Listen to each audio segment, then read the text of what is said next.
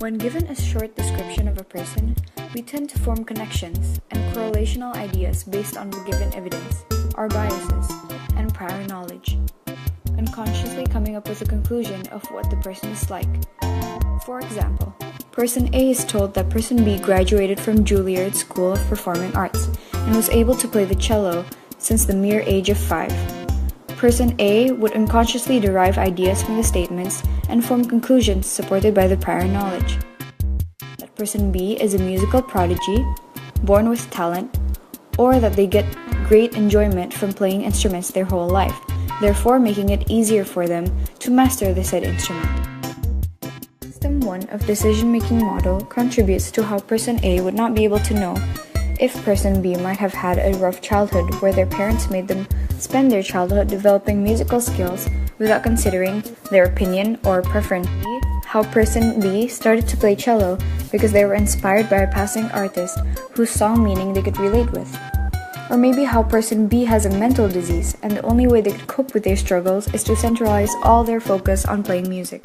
Many things could be behind the reason why person B is where they are now, but System 1 hinders person A from attempting to see the full picture and instead choosing the quickest route to shallow understanding.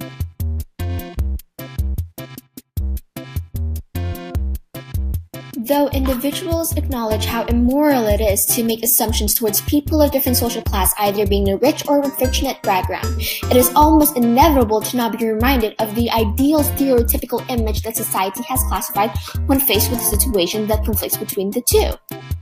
A realistic example would be, two individuals in a grocery store are contrastingly dressed from one another. Person A, the poshly and branded dressed individual, and person B, who is modestly dressed with no sense of luxury being shown. Person A decided to steal an item from one of the grocery store halls and locate it in his or her purse, but soon realized that there is a sensory stand near the exit door of the store. So said individual decided to locate that stolen item to person B's purse as soon as person B was about to pass the sensory stand. With slow realization from person B, the sensory stand had already alarmed before he or she could react, and the security guard immediately approached him or her to check the purse and at last found the stolen item.